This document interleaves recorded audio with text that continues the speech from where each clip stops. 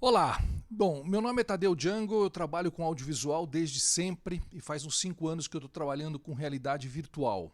E realidade virtual voltada ao impacto social. A realidade virtual como ferramenta de transformação do mundo. Muito do que eu tenho feito é ligado a causas ambientais, né? O primeiro filme que eu fiz foi o Rio de Lama, que foi sobre a tragédia de Mariana. Esse filme aconteceu, a tragédia aconteceu e 15, 20 dias depois, onde já tudo parecia que estava ficando normalizado, a tragédia estava ficando normalizada, eu entendi que ali era um bom local para eu fazer o meu primeiro filme em realidade virtual, ou seja, levar as pessoas até lá, construir um documento sobre o que tinha acontecido ali, para poder construir uma memória para que isso nunca mais acontecesse. E realmente colocar as pessoas dentro do local para que elas tivessem uma dimensão diferente do que aquilo que já era estampado em jornal com uma certa normalidade, que era aquelas fotos marrons. Então, um mês depois, nem um mês depois, eu fui com uma equipe para Bento Rodrigues, a cidade que foi dizimada pela tragédia, de 600 habitantes, sem um roteiro definido. Eu tinha uma ideia do que fazer. Fiz com um rig de 6 da GoPro, sem monitoramento, não sabia exatamente o que eu estava fazendo, porém eu tinha estudado muito realidade virtual e visto muitos filmes. Então eu estava começando a entender essa gramática da realidade virtual. E o Rio de Lama, que era para ser um filme que falava muito sobre a tragédia, sobre o momento, sobre essa coisa brutal que foi esse crime ambiental, conforme eu conversei com as pessoas, os habitantes que tinham conseguido sair dali, morreram 19 pessoas numa comunidade de 600, eu percebi que eles tinham um imenso amor pela cidade que eles viviam. E do dia para a noite eles não tinham mais nada. Eles não tinham mais casa, eles não tinham mais roupa, eles não tinham mais nada. E se você comparar isso com refugiados de guerra, os refugiados sírios, por exemplo, eles sempre mantêm uma ideia de que é possível um dia voltar para casa. Aquela esperança se mantém. Nesse caso, a esperança não existia porque a cidade havia sido dizimada. E os comentários sobre... Eu começava a falar sobre a tragédia à noite, né, entrevistando as pessoas, com áudio, entrevistando as pessoas, e eu percebi o seguinte... Falava-se sobre a tragédia, mas depois quando se falava sobre a cidade, sobre Bento Rodrigues, o que acontecia ali tinha a escola mais linda do mundo. Ali tinha a praça mais linda do mundo. A gente se reunia todo sábado para ouvir música de um pessoal que tocava na varanda de casa. Ali tinha o rio mais lindo do mundo, onde a gente ia se banhar com as crianças. E as ruas eram lindas, de paralelepípedo, e as crianças brincavam na rua, não tinha problema. Era uma comunidade, todo mundo estava presente em todos os nascimentos, todo mundo estava presente em todos os enterros. Eles tinham um amor muito grande por aquilo. Daí é que eu tive a ideia de fazer o filme, de fazer a narrativa do filme. Um filme de memória, a memória do vazio, a potência do vazio. Então o que eu fiz foi entrevistei 8, 10 pessoas, levei acho que 6 ou 8 para lá, e eles andavam pelos locais onde aqui era a minha casa, acho que aqui era a minha, era aqui a minha casa, tal. Eu levei essas pessoas, muitas delas pela primeira vez, visitaram o local, que ainda estava caótico, né? Você podia entrar dentro das casas que não tinham caído, roupas, celulares, tudo pelo chão, uma absoluta tragédia fortíssima, uma das coisas mais fortes que eu já fiz na vida. E construí esse filme sobre a ausência. A potência do Rio de Lama é falar sobre a ausência, né, dessa coisa tão forte que era para os moradores. Um deles falou assim: eu fiquei sabendo que vão reconstruir a cidade, vão fazer uma nova cidade, vão nos dar de presente, né, uma nova cidade, a Vale vai nos dar de presente. Falei: como é que você imagina essa cidade? Falei: imagina a cidade igual. Falei, como assim igual? Igual, as mesmas ruas, né? Eu vou ter a minha casinha do mesmo tamanho, eu vou ter... O meu vizinho vai ser o mesmo. O que eles estavam falando? Eles estavam falando que eles queriam resgatar exatamente a comunidade. Não é que eles estavam querendo casas maiores, construir... Eles queriam a comunidade de volta.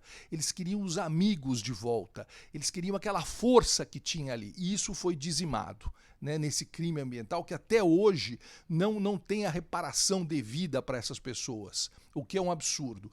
E no final do filme eu faço um chamado, né, para que se construísse um memorial ali em Bento Rodrigues, um memorial dessa tragédia, que fosse feito naquele local. Não foi feito. Né? O que se quer é que se esqueça daquilo, que o mato cresça, como já cresceu, e suma, e isso vai ficando diluído na mente das pessoas, como tudo nesse país que, infelizmente, é assim.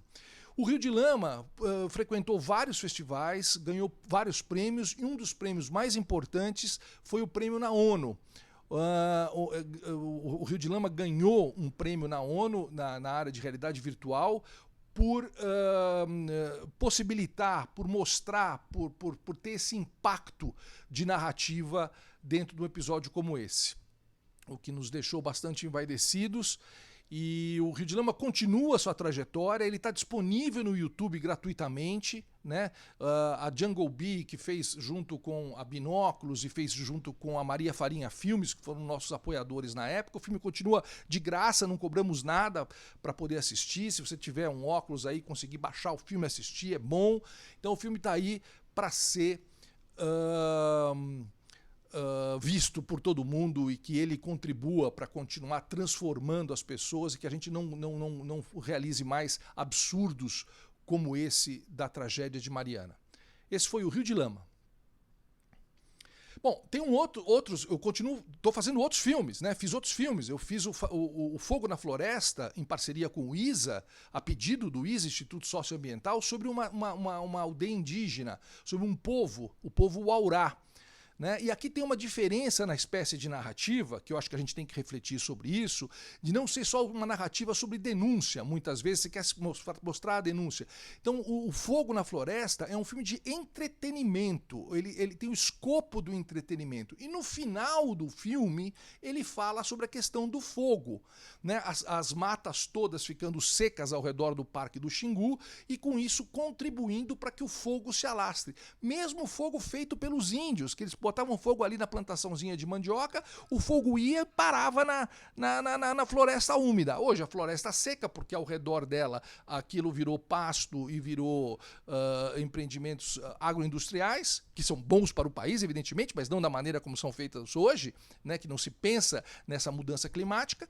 Mas vale esse alerta. O Fogo na Floresta, ele tentou engajar as pessoas através do entretenimento. Né? Fogo na Floresta também está disponível no YouTube, de graça, etc. O terceiro filme dessa trilogia de impacto social é o Ocupação Mauá, um filme urbano feito sobre uma ocupação na cidade de São Paulo. Quando a gente fala em ocupação, o que a gente lembra? O que evoca na mente das pessoas, né? De um modo geral? Ah, eles roubaram, invadiram um prédio, ali tem muito bandido, é drogas, aquilo ali e tal. Eu sabia que não era isso. E ao conhecer a Ocupação Mauá em São Paulo, eu fiquei abismado pela forma, né, de uma ocupação não violenta de um prédio que já estava completamente deteriorado, já era um prédio que era do poder público, que comprou do dono, que já não conseguiu mais gerir o prédio, ou seja, o prédio não tinha uso social. E a partir dessa ocupação, hoje a Ocupação Mauá é um exemplo de gestão. A maneira como eles gerem aquilo é muito linda. E o que eu fiz? Eu fiz o filme dentro da Ocupação Mauá, claro, e dentro dos quartos das pessoas, dos apartamentos das pessoas, e conversando com essas pessoas. Então, pela primeira vez, você tem condição de entrar num quarto e de conhecer, olhar nos olhos das pessoas e perceber que elas são pessoas como nós, que têm os seus sonhos, os seus desejos. Uns têm desejos universitários, estão estudando, o outro é um zelador, o outro é um carregador de caixa, o outro é isso, ou aquilo. E eles se organizaram muito bem. Tem WhatsApp por coordenador de andar com WhatsApp, reuniões ali do condomínio, tudo é decidido em assembleia. Então é um negócio, uma gestão muito linda. Então esse filme tem dois objetivos. Um, de mostrar para todos nós o que é uma ocupação, como funciona uma ocupação, né? E como todo o processo, desde do começo até o fim, e ao mesmo tempo é uma ferramenta. Nós demos um óculos de realidade virtual para o pessoal da Ocupação Mauá. Para quê? Para que eles mostrem para políticos, para que eles levem em lojas de material de construção, por exemplo, e falam: você não gostaria de doar, sei lá, 200 metros quadrados de lajota para a gente fazer uma brinquedoteca, que nós estamos lá fazendo uma reforma? Fizeram, inclusive, a reforma de uma brinquedoteca maravilhosa dentro da Ocupação Mauá. Aí o cara fala: puta, ocupação, como é que eu vou doar alguma coisa? Ocupação. Você não quer assistir um filme em realidade virtual? 10 minutinhos, 12 minutinhos, você assiste aqui. Pô, o cara vai assistir aquilo e eu tenho certeza que ele vai se transformar.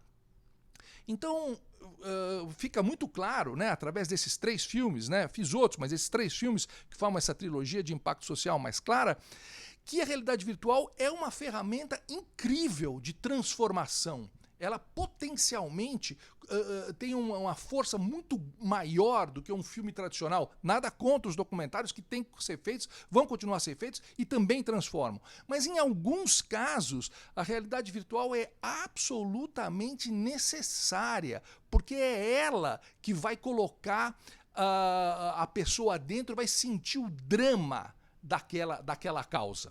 Então eu sou um grande adepto, acho que a realidade virtual é inexorável, que ela veio para ficar. Não sabemos quando ela vai se tornar popular, mas os óculos ficarão mais baratos, o 5G está aí chegando para transmissões mais fáceis. Quer dizer, em breve teremos, né, todos um pequeno óculos de $100 muito bacana na mesa de trabalho para que você assista entretenimento, ficção, documentário e filmes de impacto social como esses que eu estou fazendo. Então é isso aí, obrigado pela atenção e tamo junto!